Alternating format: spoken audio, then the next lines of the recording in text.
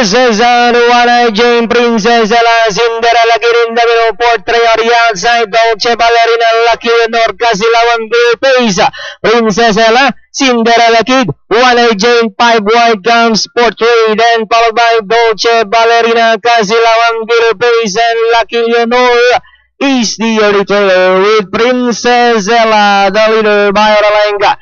Cinderella Kid in second, 1 Jane third, Portrait in fourth, Dolce Ballerina in fifth, Casilawan Gil Pace, and a long way back to Lucky Leonora. And that's still Princess Ella by about 2 lengths. Cinderella Kid now trying to get closer in second.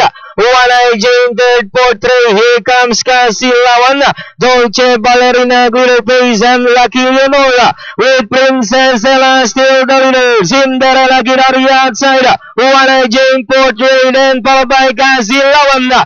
And it's still Princess Ella, Cinderella Kid, 1 Jane. Here comes Lucky Leonora rushing around the outside as they come out of the last of the day.